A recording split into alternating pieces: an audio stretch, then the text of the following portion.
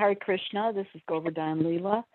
Please accept my humble obeisances. All glories to Guru Maharaj and Srila Prabhupada.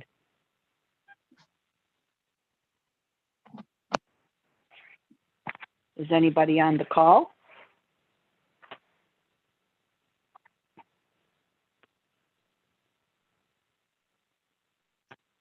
I heard somebody.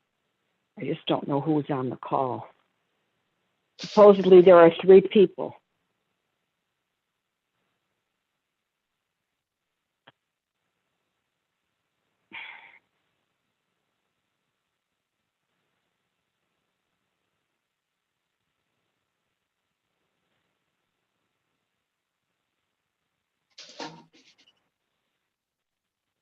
Hare Krishna.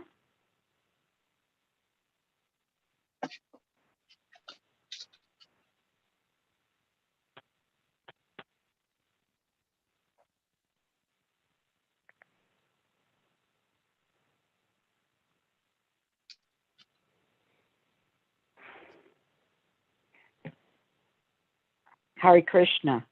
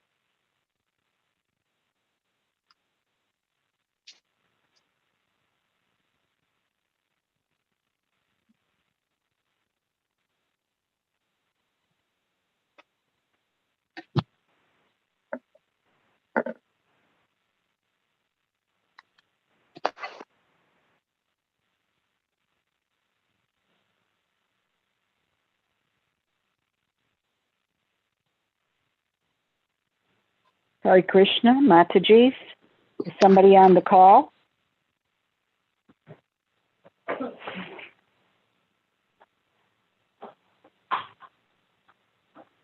Hare Krishna, Mataji. Please accept my humble obeisance. All glory Srila Prabhupada ki jai, Mataji. Please accept mine too. All glories to Guru Maharaj and Srila Prabhupada. I can't hear anybody talking, so, I'm not going to have a class by myself. Hare Krishna, Mataji. This is Ananta Seva here. I'm a little tired, Mataji. I'm not feeling well, so I'll just be hearing today. Okay. And, I guess maybe I'll start the prayers then. I guess today is my day, so. Thank you. Thank you. Om Adhyana Timirandasya Ganananjana Shalakaya Chakshuru Militam Yena Tasmai Shri Gurave Namaha Shri Chaitanya Manobishtam Stapitam Yena Bhutale Svayam Rupa Kadamayam Dadati Svapadantikam Vanchakalpatarubhyascha Kripa Sindhubhya Eva Cha Patitanam Pavanebhyo Vaishnavebhyo Namo Namaha. Jai Shri Krishna Chaitanya Prabhu Nityananda Shri Advaita Gadadara Shri Vasadi Gaura Bhaktavrinda. Hare Krishna, Krishna Krishna, Hare Hare, Hare Rama, Rama Rama, Hare Hare. Narayanam Namaskritya Naram Chaiva Narottamam Devim Saraswatim Vyasam Tato Jayam Udirayet Nashta Prayeshu Abhadreshu Nityam Bhagavata Sevaya Bhagavati Uttama Shloke Bhaktir Bhavati Naishtaki. Okay. So today, Matajis, we're in Canto 4, Chapter 2, Text 5 through 10, the chapter on Daksha curses Lord Shiva. So right before we started this,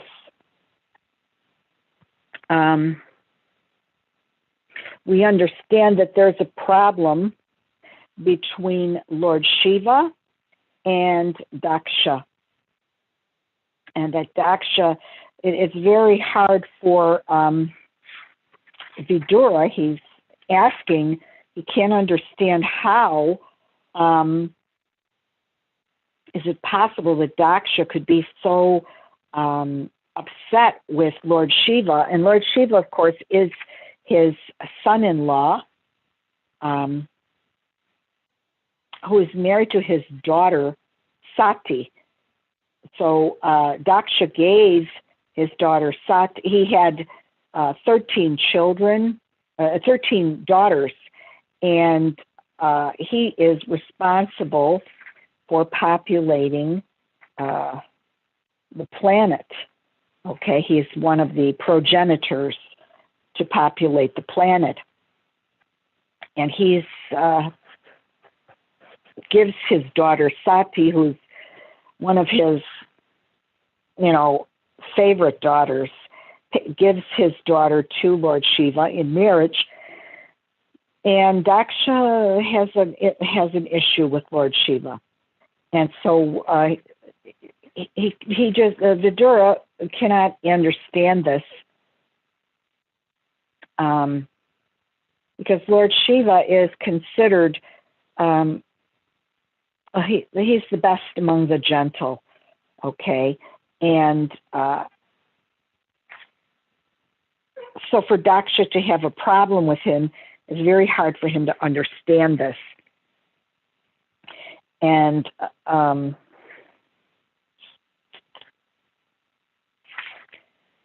it's so bad, the relationship is so bad that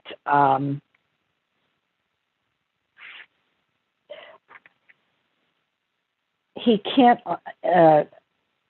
this is Vidura, he's asking, how could there be so many problems between the father-in-law and the son-in-law that the daughter, and she's the most chaste goddess, how could she give up her body because of their quarrel?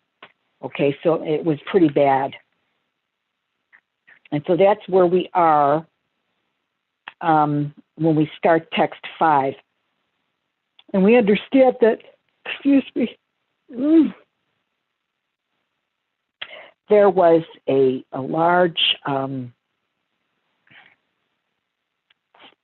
sacrifice, okay, and all the sages and philosophers and demigods and fire gods were all present. So we're learning about this right when this text 5 starts. Okay, I'll start. Would anybody care to read today that joined the class? Did anybody join the class that would care to read? Okay. Tatra pravishtam rishayo dristvarkam ivarochisha rajamanam vitin miram kurvantam tan mahatsadaha. Translation and purports by His Divine Grace, A.C. Bhaktivedanta Swami Srila Prabhupada Ki Jai. Translation. When Daksha, the leader of the Prajapatis, entered that assembly, his personal bodily luster as bright as the effulgence of the sun, the entire assembly was illuminated, and all the assembled personalities became insignificant in his presence. So as the leader of the Prajapatis, I really don't know too much about Daksha other than he is responsible for populating the planet. And he had a personal bodily luster, which was as bright as the effulgence of the sun. And so because of his bodily luster, the whole assembly was illuminated, okay? And so anybody else who was there at this gathering became insignificant in the presence of Daksha. He was so beautifully illuminated.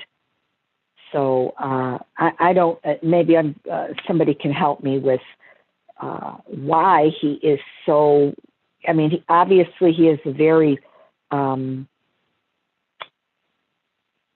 don't know if you would say powerful personality, but he was a powerful personality. I don't know just how powerful. And so maybe somebody who knows that could help me out with that.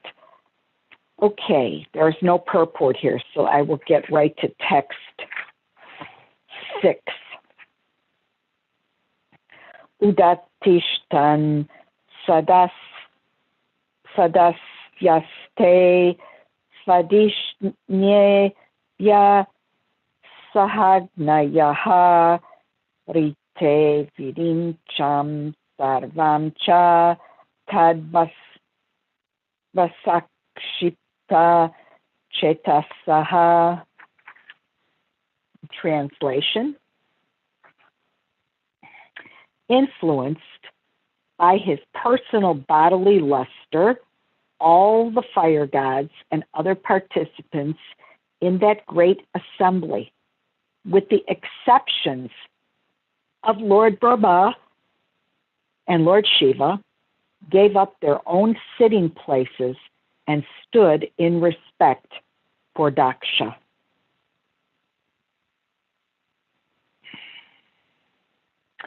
Text 7. Sadasas patibir daksho bhagavan sadhu satkritaha ajam loka gurum natva nishasada tad adyaya. Translation: Daksha was adequately welcomed by the president of the great assembly, Lord Brahma. After offering Lord Brahma respect, Daksha, by the order of Brahma, properly took his seat.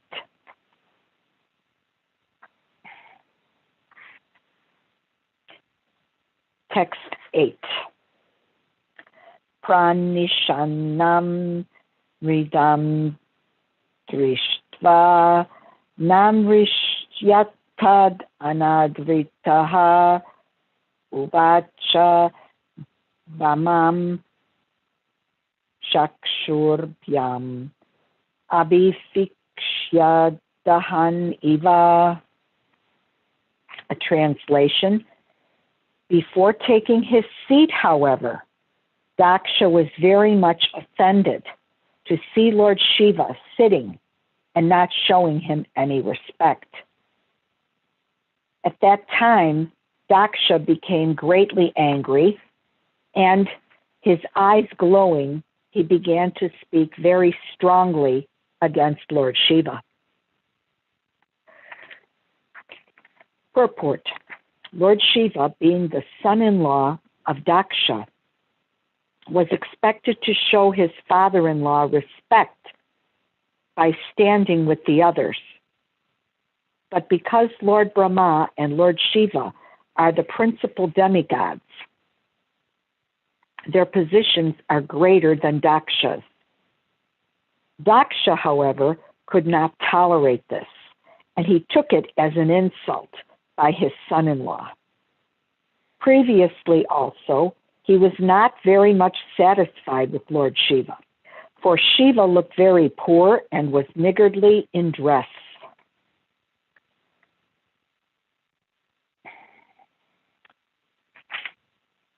Text 9.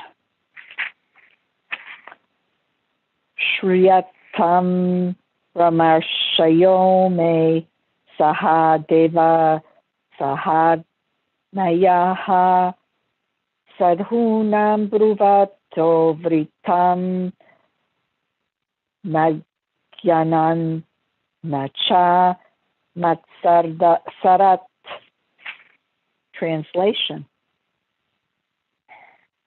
All sages, brahmanas, and fire gods present, please hear me with attention, for I speak about the manners of gentle persons. I do not speak out of ignorance or envy. Purport. In speaking against Lord Shiva, Daksha tried to pacify the assembly by presenting in a very tactful way that he was going to speak about the manners of gentle persons. Although naturally this might affect some unmannerly upstarts, and the assembly might be unhappy because they did not want even unmannerly persons to be offended. In other words, he was in complete knowledge that he was speaking against Lord Shiva in spite of Shiva's spotless character. As far as envy is concerned, from the very beginning, he was envious of Lord Shiva. Therefore, he could not distinguish his own particular envy. Although he spoke like a man in ignorance, he wanted to cover his statements by saying that he was not speaking for impudent and envious reasons.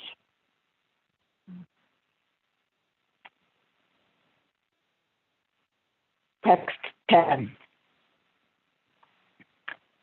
Ayam tu loka palanam yasho gano nirapatrapa sadbir acharita panta yena stabdena dushitaha. Translation. Shiva has spoiled the name and fame of the governors of the universe and has polluted the path of gentle manners. Because he is shameless, he does not know how to act. Purport. Daksha wanted to impress upon the minds of all the great sages assembled in that meeting that Shiva, being one of the demigods, had ruined the good reputations of all the demigods by his unmannerly behavior. The words used against Lord Shiva by Daksha can also be understood in a different way, in a good sense. For example, he stated that Shiva is Yasho Gana, which means Gahna, which means one who spoils name and fame.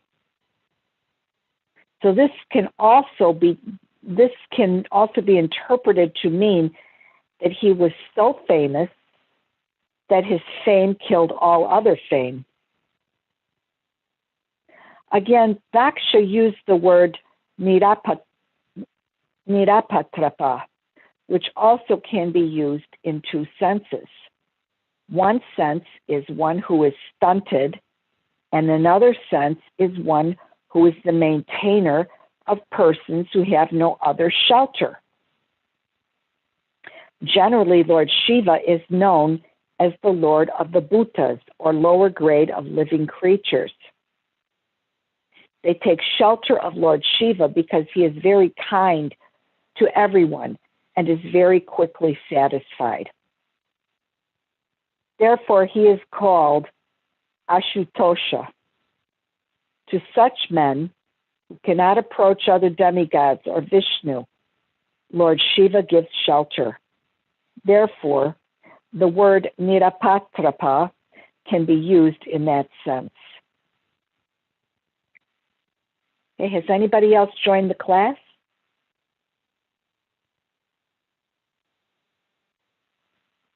Okay, Hare Krishna.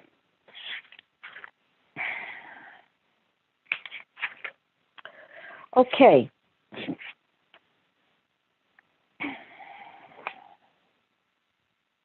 So I've already explained text 5 that Daksha entered. Now, of course, he was the leader of the Prajapatis, and he entered the assembly, and his bodily luster was very bright, just like the effulgence of the sun. And so the whole assembly, that was all the personalities that were there, became illuminated, and the personalities became insignificant in his presence, because here's this person who has this beautiful body luster, and it's as bright as the effulgence of the sun. So he obviously is an important personality. If somebody could enlighten me on that, I'd really be happy to know. But everybody in that assembly became influenced by this bodily luster of Daksha. All the fire gods, all the other participants in the assembly, but the only ones who were not influenced by this were Lord Brahma and Lord Shiva.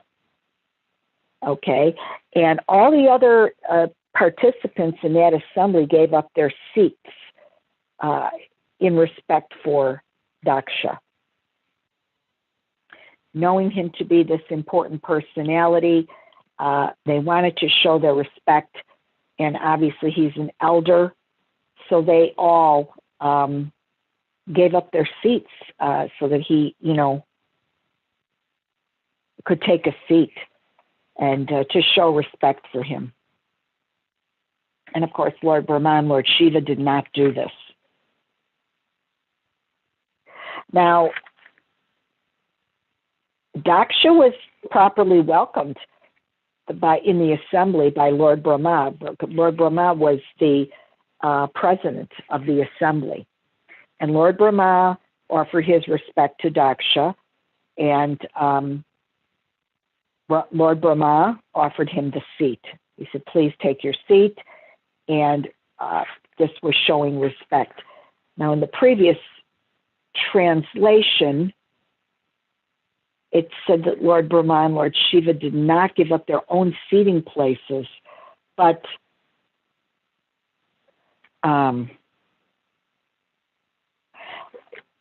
Lord Brahma still nonetheless welcomed Daksha and offered, said, please take a seat.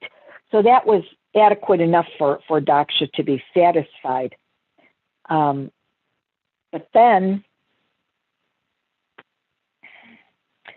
Daksha started to become angry. He became very offended with his son-in-law, Lord Shiva, because he sat and he didn't offer his seat to Daksha. He didn't show him proper respect. And so at that moment, Daksha became very angry, and so he started to speak against Lord Shiva. Now, we know Lord Shiva was very important in his own right. However,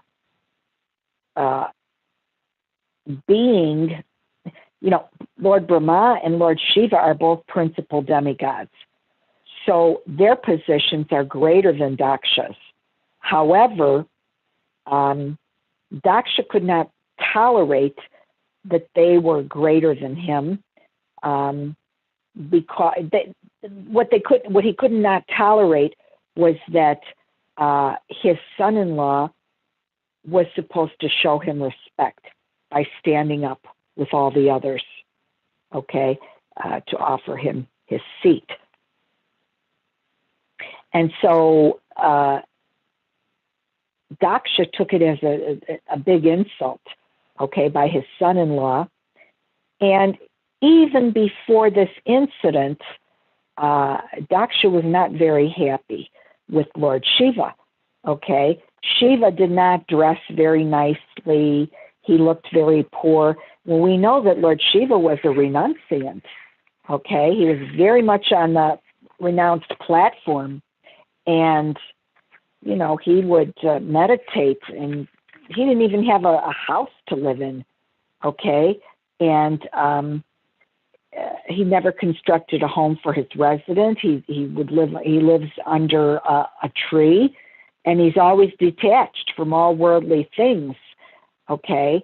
And the personality of Lord Shiva symbolizes the best of gentleness. And so Shiva was not concerned with looking great or having any material assets, etc.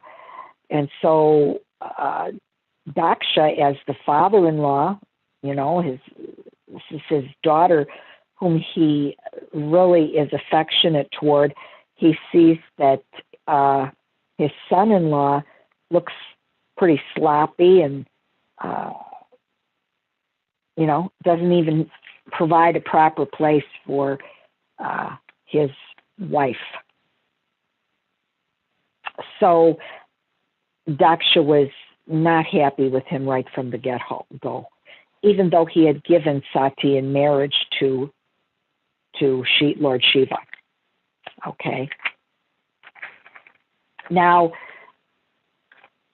Daksha begins to speak. He starts talking to all the sages, all the brahmanas, and the fire gods, and he starts to talk about having manners, okay, or about the manners of gentle persons.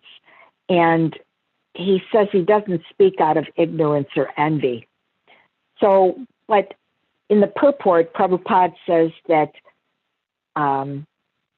that Daksha was speaking against Lord Shiva, but he was trying to do it in a very tactful way, okay? And he was going to talk about the manners of gentle persons.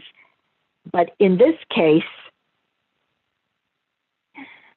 even if there were some in that assembly who were not very mannerly, okay, the people in the assembly didn't want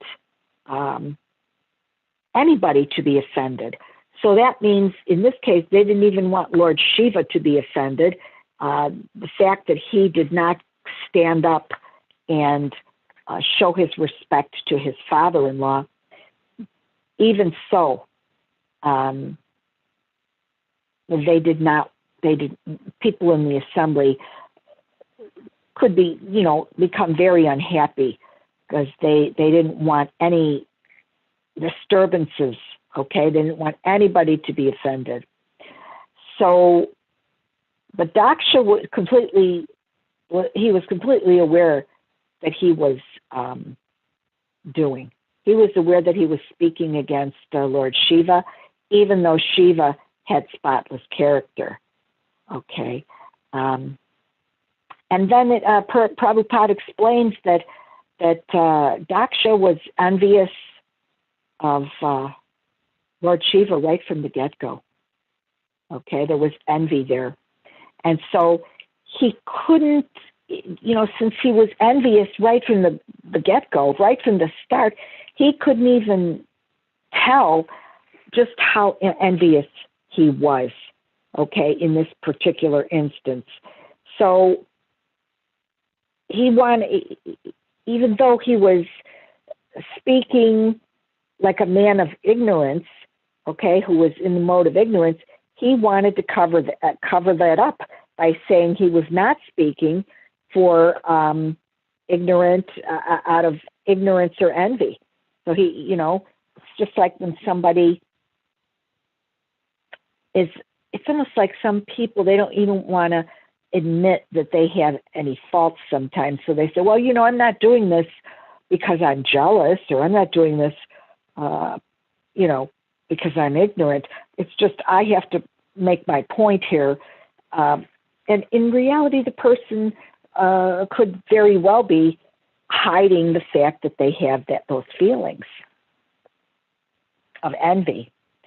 And so then Shiva in the 10th text, supposedly it says he spoiled the name and fame of the governors of the universe and has polluted the path of gentle manners because he is shameless. He does not know how to act. So this is Daksha speaking against Lord Shiva, saying that he's shameless and he doesn't know how to act, and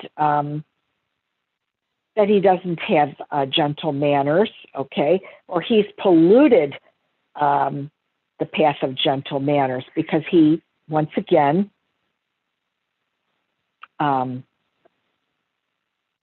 did not show the proper respect to his father-in-law. And Daksha wanted to impress upon the minds of all the great sages assembled that Shiva, being one of the demigods, had ruined the good reputations of all the demigods by his unmannerly behavior. Now, this is interesting, I think, because it's like saying if one person in the crowd does something wrong, then they're all going to be implicated and tainted by it, okay? But, and I'm trying to think of a particular example. Even when I was teaching, I can give an example. You know, we would have there was always one child who didn't want to follow the rules, and everybody else in the classroom followed the rules. And this is how it used to be back in the day.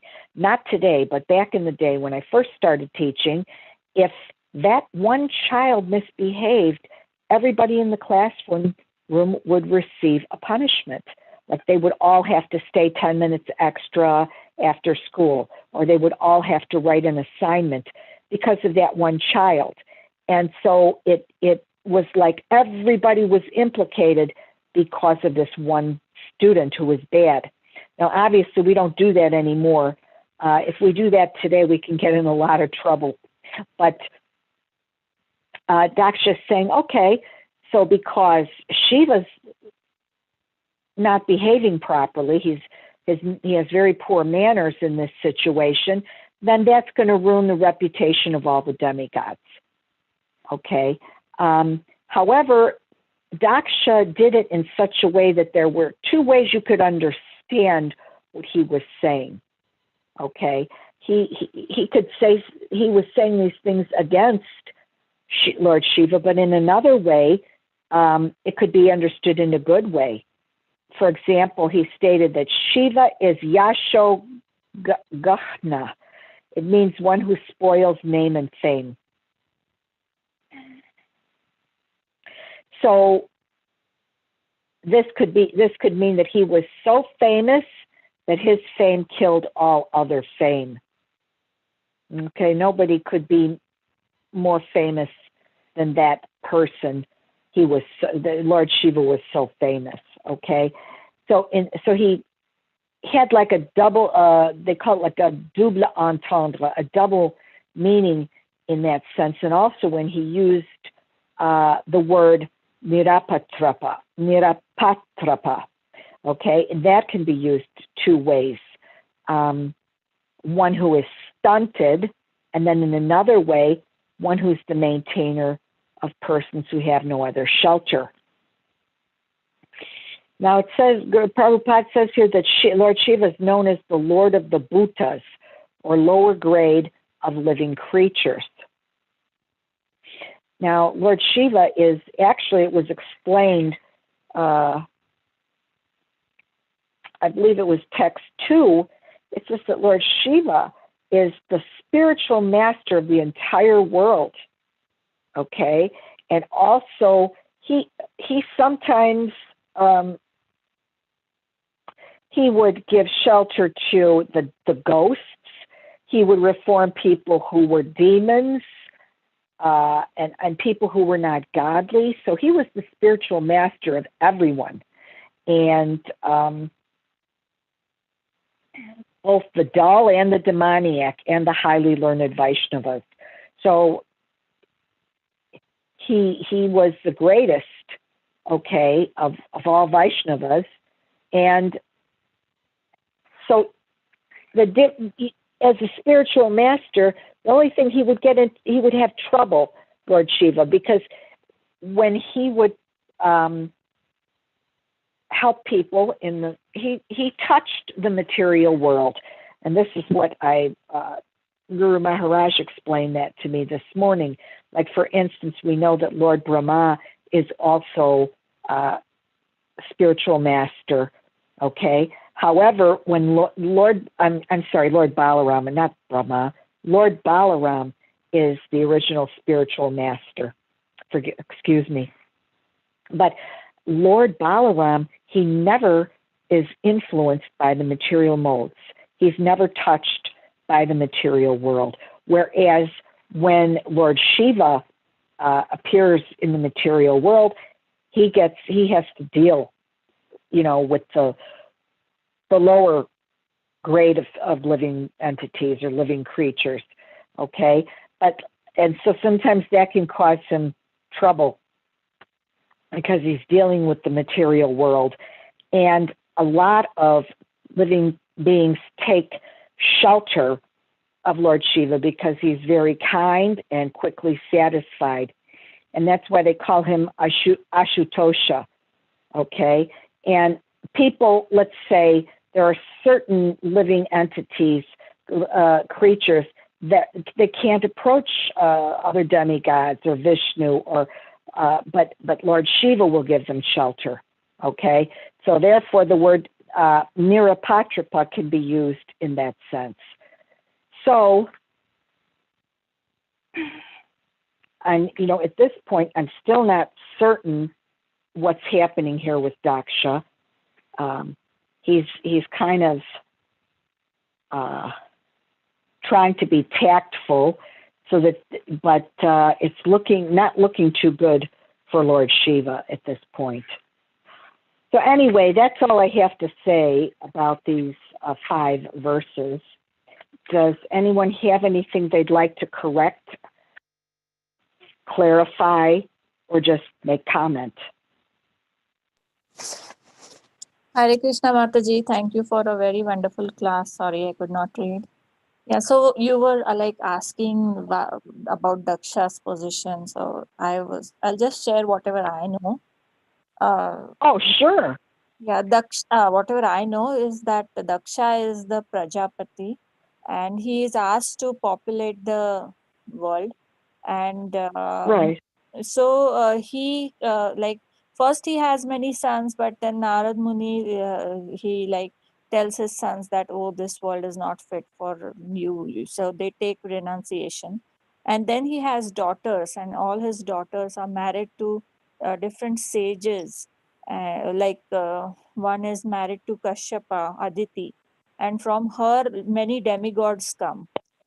So that is why the demigods are also giving him a lot of respect, because they are like his grandchildren. And the moon is his son-in-law. Lord Shiva is also his son-in-law. So I had heard a story, that not a story, but when Sati is actually, they say that she was also present in this assembly.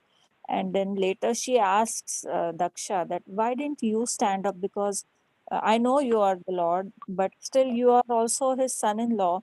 So Lord Shiva says that, but if I stand, it actually he will it will be like giving him sin, because I am the Lord, in the position of the Lord, and he is a living entity, and the Lord giving respect to the living entity is not possible. It will have a sinful reaction for him. So I have to behave according to my position, and he has to behave according to his position. He's not ready to accept me as the Lord. That is his problem, and that needs rectification. So that's all I know. Thank you, Mataji. I'm so appreciative, because I have grown up with this, but for you it must be so hard. So to understand all this, because it's so confusing. Thank you. Well, no, I mean, I'm learning little by little, and I think you clarified some things here for me. Once you know it, then I don't have to keep going over it. But until I really understand, no, it's not that hard. Sometimes it is. Sometimes it's very hard. I can get confused with names, and I did clarify that with Guru Maharaj this morning about Lord Shiva being the spiritual master, and also Lord Balaram is the spiritual master. There's no problem. Both of them are spiritual masters. It's just that Lord Balaram never touches the material creation, whereas Lord Shiva does. There's a difference. And so, that's what Guru Maharaj was saying to me this morning on the class. He said, Lord Shiva has a tendency to get into run into problems because of that, because he deals with the material modes. He's in there with like these demons and ghosts and the lower living entities too, and he's kind to everyone. So this is very interesting. I'm really just learning this myself. You're correct. And so I find it very fascinating.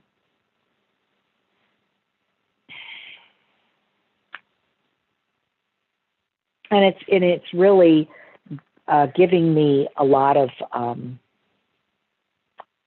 spiritual knowledge, and to know what is the place of the living entity, vis-a-vis the Lord, and how people should act. What is the proper etiquette? All these different things are explained here, but it's very interesting. In the Vedic literatures, there are so many curses. People, they become offended, and then they start to curse. Yeah. This isn't I'm sorry. Go ahead, Mataji. Talk to me. Yes, but normally if the curse is being given by some saintly person, it's normally beneficial. I have never heard of a curse that is not beneficial.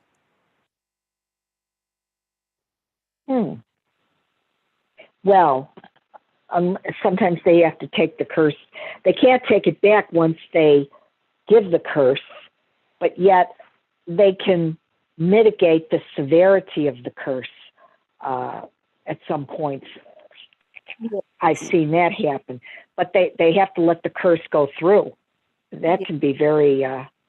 that is why you're right, though. be very careful with devotees also, because we should not offend them. That's true. That's very, very true. We should not offend them because we can become cursed, believe me.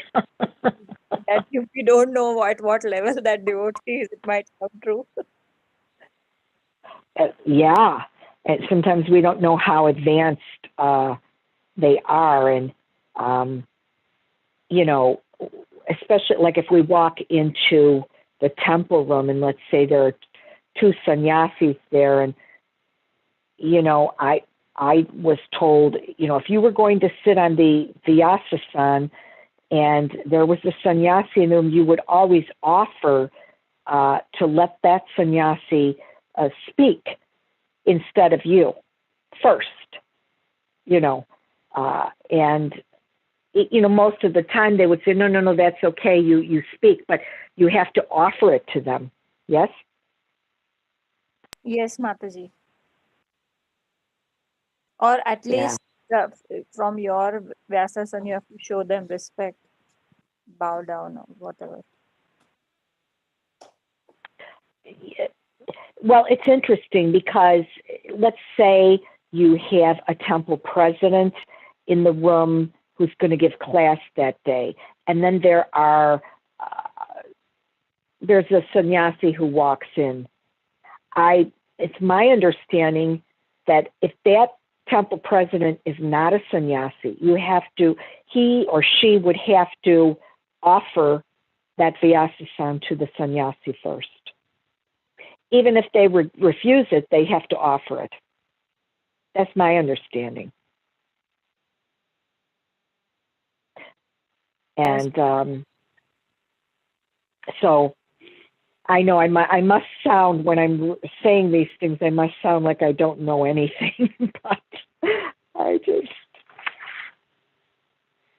I'm learning. No, Mataji, you are very, very good. You're being too kind. I'm learning, you know, and this is the first time I'm reading the fourth canto, so this is all brand new for me. All of these different, you know, sages, and I mean, in the first three cantos, you can learn everything. You can learn everything you want in the first canto. Prabhupada, before he wrote all the other ones, they said if in the first canto, there's enough information in there that if the other cantos had not been written, this canto would be sufficient because of everything that's in it. It's so packed with, you know, spiritual knowledge. But, you know, if you're reading it for the first time and you don't know all of these different names, etc., yeah, it can be very confusing. That part can be very confusing. So, and I'm grateful, you know, to have this opportunity to learn, you know. They say when you give the class, that's how you learn. Yes, Mataji. So, have we met before, Sonia?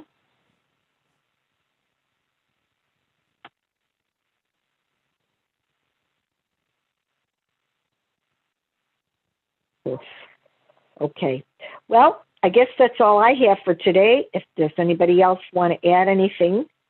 If not, we'll just we'll end right here, a few minutes early.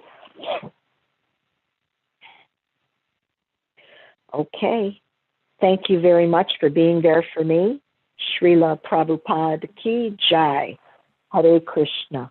Hare Krishna. Thank you.